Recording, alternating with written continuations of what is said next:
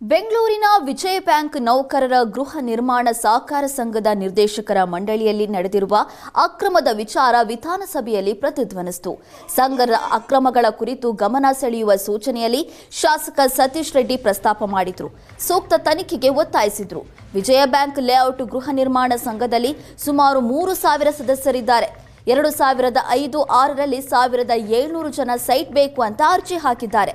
ಆದರೆ ಸಂಘ SPR developer ಜೊತೆ ಮಾತಾಡಿ 120 ಎಕರೆ ಜಾಗ ಖರೀದಿ ಮಾಡಿದೆ.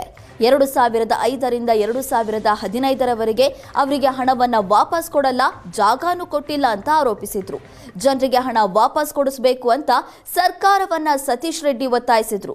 ಸರ್ಕಾರದ ಪರ ಉತ್ತರ ನೀಡಿದ ಸಚಿವ ಪ್ರಿಯಾಂಕ್ ಖರ್ಗೆ, ವಾಣಿಜ್ಯ ನ್ಯಾಯಾಲಯದಲ್ಲಿ ಇದೆ, ಜೂನ್ 5ಕ್ಕೆ ಮತ್ತೆ ಈ ಪ್ರಕರಣ ಬರಲಿದೆ. ಕೋರ್ಟ್ನಲ್ಲಿ ಏನಾಗುತ್ತೆ ನೋಡಿ ತೀರ್ಮಾನ ಮಾಡ್ತೇವೆ.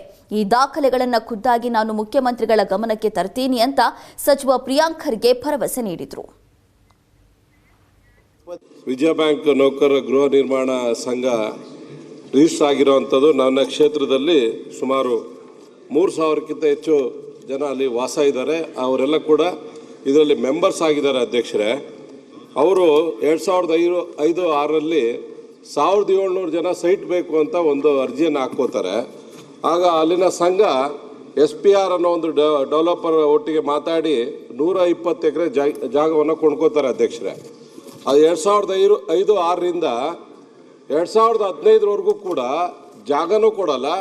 69 ಕೋಟಿ ಅವ್ರು ಏನು ಹಣ ಕಟ್ಟಿರ್ತಾರೆ, ಅವ್ರ ದುಡ್ಡು ವಾಪಸ್ ಕೊಡಲ್ಲ. ಅಧ್ಯಕ್ಷರೇ, ಅದು ಕಮರ್ಷಿಯಲ್ ಕೋರ್ಟ್ಗೆ ಒಂದು ಪಿಟಿಷನನ್ನು ಹಾಕೋತಾರೆ. ಅದಾದಮೇಲೆ ಇನ್ನೊಂದು ಹೊಸ ವಿಜಯ ಬ್ಯಾಂಕ್ ಲೇಔಟಲ್ಲಿ ಹೊಸ ಡೈರೆಕ್ಟರ್ಸು ಅವರೆಲ್ಲ ಬರ್ತಾರೆ. ಅವ್ರು ಬಂದಾದಮೇಲೆ ಈ ಒಂದು ಏನು ಕೇಸ್ ಹಾಕಿರ್ತಾರೆ, ಆ ಕೇಸ್ನೇ ವಾಪಸ್ ತಗೊಳ್ಳೋದಕ್ಕೆ ಪ್ರಯತ್ನ ಮಾಡ್ತಾರೆ. ಅಧ್ಯಕ್ಷ, ಕೊಲಿಡ್ ಆಗಿಬಿಟ್ಟು ಎಲ್ಲರೂ ಕೂಡ.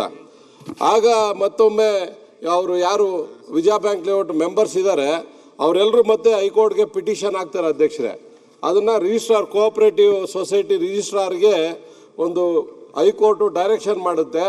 ಯಾಕೆ ಅವರು 188 ಕೋಟಿ ಕಟ್ಟಲಿಲ್ಲ ಮತ್ತು ಯಾರ್ಯಾರು ಇದರಲ್ಲಿ ಕೊಲ್ಯೂಡ್ ಆಗಿದ್ದಾರೆ ಅವ್ರ ಮೇಲೆ ಕ್ರಮ ತೆಗೆದುಕೊಳ್ಳಿ ಅಂತ ಹೇಳ್ಬಿಟ್ಟು ಹೈಕೋರ್ಟ್ ಒಂದು ಕೋಆಪರೇಟಿವ್ ರಿಜಿಸ್ಟ್ರಾರ್ಗೆ ಒಂದು ಆರ್ಡರ್ ಮಾಡುತ್ತೆ. ಅಧ್ಯಕ್ಷರೇ, ಕೋಆಪರೇಟಿವ್ ರಿಜಿಸ್ಟ್ರಾರು ಅದನ್ನು ಕಂಪ್ಲೀಟಾಗಿ ತನಿಖೆ ಮಾಡಿ ಇವತ್ತಿನವರೆಗೂ ಅಂದರೆ 2025ವರೆಗೂ ಕೂಡ 644 ಕೋಟಿ ಹಣ ಕಟ್ಟಬೇಕು. ಯಾಕಂದರೆ ಆ ಜಾಗ ತಕರಾರಲ್ಲಿದೆ, ಅದನ್ನು ಮಾಡೋಕ್ಕಾಗೋದಿಲ್ಲ ಅನ್ನೋದು. ಮತ್ತು ಅವ್ರು ಯಾರು SPR ಅನ್ನೋ ಡೆವಲಪರ್ ಇದ್ದಾರೆ ಅವ್ರನ್ನ ಅರೆಸ್ಟ್ ಮಾಡಬೇಕು ಮತ್ತು ಅವ್ರ ಹತ್ರ ಹಣ ವಸೂಲಿ ಮಾಡಬೇಕು ಅಂತ 2025ರಲ್ಲಿ ಆರ್ಡರ್ ಮಾಡಿದ್ದಾರೆ. ಅಧ್ಯಕ್ಷರೇ, ಇವತ್ತವರೆಗೂ ಅದನ್ನು ಇಂಪ್ಲಿಮೆಂಟ್ ಮಾಡ್ತಾ ಇಲ್ಲ.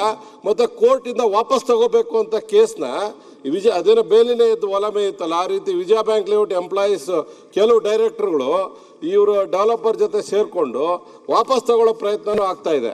ಅದರಿಂದ ಕೋರ್ಟ್ ಏನು ಆರ್ಡರ್ ಮಾಡಿದೆ ಮತ್ತು ರಿಜಿಸ್ಟ್ರಾರ್ ಏನು ತೀರ್ಮಾನ ಮಾಡಿ 644 ಕೋಟಿ ಕಟ್ಟಬೇಕು ಅಂತ ಹೇಳಿದ್ದಾರೆ, ಅದು ಒಂದು ತನಿಖೆ ಆಗಬೇಕು ಮತ್ತು ಅದನ್ನು ದುಡ್ಡು ವಾಪಸ್ ಕಟ್ಟೋ ರೀತಿ ಆಗಬೇಕಾಗಿದೆ. ಅಧ್ಯಕ್ಷ, ಇಲ್ಲ ಆದರೆ ಎಂಪ್ಲಾಯೀಸ್ ಹಣ ಎಲ್ಲ ಕಂಪ್ಲೀಟ್ ಆಗಿ ನೀರಲ್ಲಿ ಹೋಮ ಮಾಡ್ದಂಗೆ ಆಗುತ್ತೆ. ಅಧ್ಯಕ್ಷ, ಮಾನ್ಯ ಅಧ್ಯಕ್ಷರೇ, ವಿರೋಧ ಪಕ್ಷ ನಾಯಕರು ಮತ್ತು ಹಿರಿಯರಾದಂಥ ಸತೀಶ್ ಅವರು ಏನು ಇವತ್ತು ಗಮನ ಸೆಳೆದಿದ್ದಾರೆ ಸರ್ಕಾರದ್ದು, ಇದು ನನಗಿಂತ ಚೆನ್ನಾಗಿ ಅವರಿಗೆ ಗೊತ್ತಿದೆ. 2022ರಲ್ಲಿ ಒಂದು ದೂರಿನ ಅರ್ಜಿ ಮೇರೆಗೆ ಪರಿವೀಕ್ಷಣೆ ಮಾಡಿದಾಗ, ಒಂದು ಇನ್ಸ್ಪೆಕ್ಷನ್ ಮಾಡಿದಾಗ ಇದೆಲ್ಲ ಬಯಲಿಗೆ ಬಂದಿದೆ.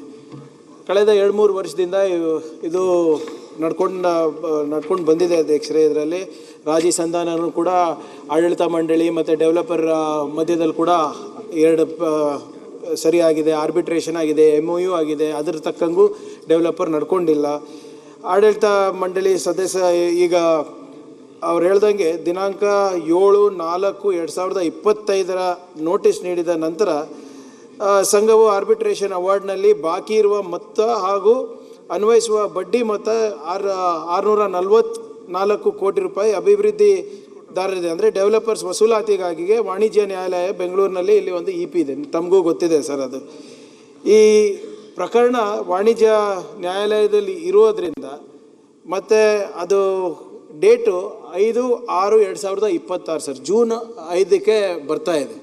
ಸೊ ಅದರಲ್ಲಿ ಏನು ಬರುತ್ತೆ ಅದು ನೋಡ್ಕೊಂಡು, ಇದು ಸಬ್ಸಿಡೀಸ್ ಇರೋದ್ರಿಂದ ವಿ ವಿಲ್ ಒಂದು ನಿಮಿಷ kindly we will definitely see what can be done legally sir. Number one, ಸಾಹೇಬ್ರು ಹೇಳ್ತಾ ಇರೋದು ಕೆಲವರು ನಮ್ಮವರು ಯಾರು ಶಾಮೀಲಾಗಿದ್ದಾರೆ ಅದು ಮಾನ್ಯ ಮುಖ್ಯಮಂತ್ರಿಗಳ ಗಮನಕ್ಕೆ ತಂದು ಅದು ಸೂಕ್ತವಾದಂಥ ಏನು ಆದೇಶ ಹೊರಡಿಸ್ಬೇಕು ಅದಕ್ಕೆ, ಅದನ್ನು ಕೂಡ ನೀವು ತಮ್ಮ ಭಾವನೆಗಳನ್ನು ವ್ಯಕ್ತಪಡಿಸ್ತೀರಿ.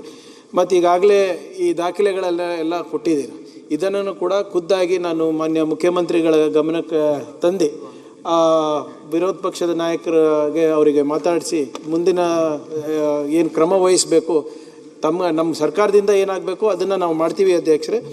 ಆದರೆ ಇದು ವಾಣಿಜ್ಯ ಕೋರ್ಟ್ನಲ್ಲಿ ಏನು ಮುಂದೆ ಜೂನ್ 5ನೇ ತಾರೀಕು ಬರುತ್ತೆ, ಅದು ನೋಡ್ಕೊಂಡು ನಾವು ಮುಂದಿನ ಕ್ರಮ ನಾವು ವಹಿಸ್ತೀವಿ ಅಧ್ಯಕ್ಷರೇ.